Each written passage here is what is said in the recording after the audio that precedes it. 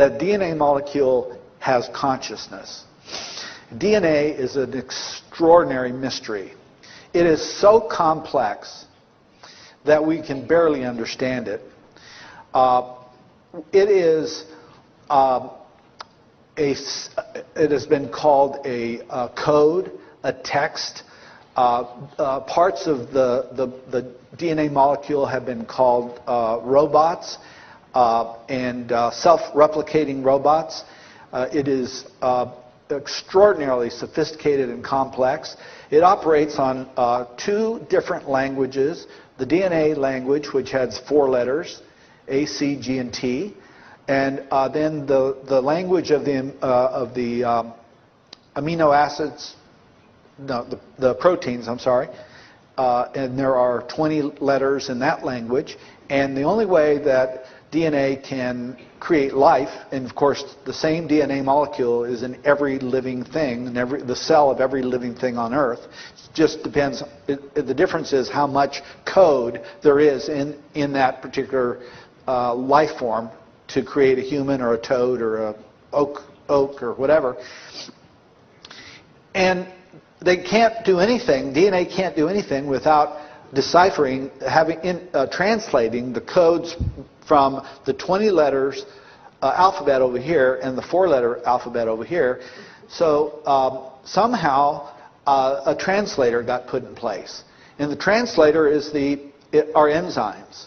And without the enzymes, it wouldn't work at all because the 2 languages can't communicate with each other. So we have 2 sets of languages. We have the translator mechanism, and that is how this DNA is able to work.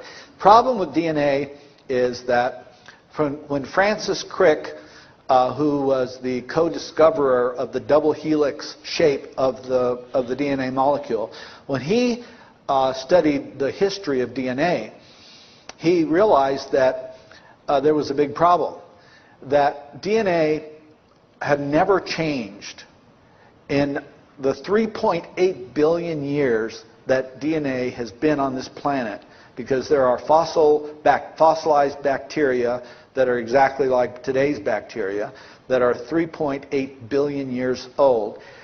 There is no difference between those bacteria. There has never been any other forms of DNA found, and DNA just simply appeared here about 3.8 billion years ago. So Francis Crick concluded that this either was done by what happened by chance, as we're told by science, or it didn't. So he ran very sophisticated computer models to try to determine the odds of such a complex organism being put together by accident, say by a lightning bolt or by just chemical reactions. And he discovered that the odds of that happening were greater than the number of all the atoms in the universe. So he concluded wisely that we could rule out DNA as being an accidental thing.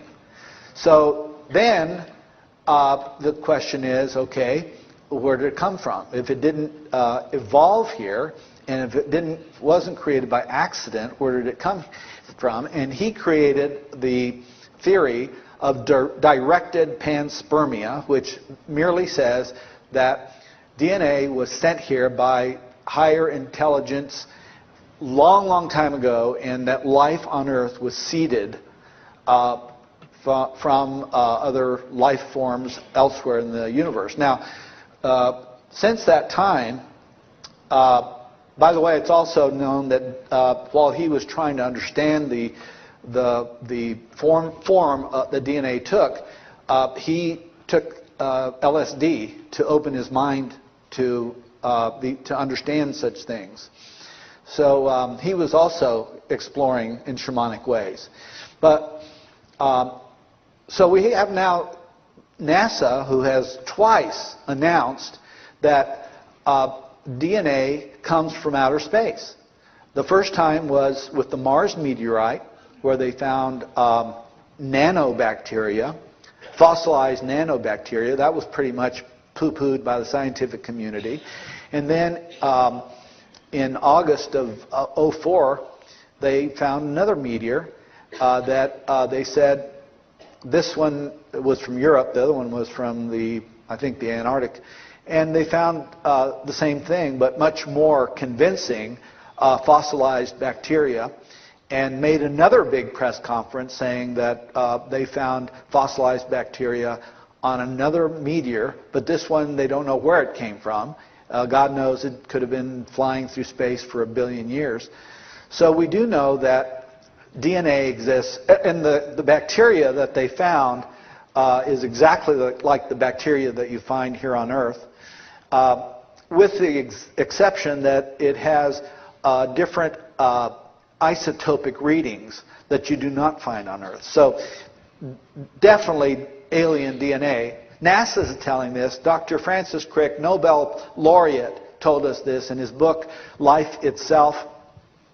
You know, I think it's about time that we recognize that where our origins are from, and they're not from here, we're all from out there someplace. And if DNA exists elsewhere, then there is definitely some form of life out there waiting for us to discover, except that I think they discovered us.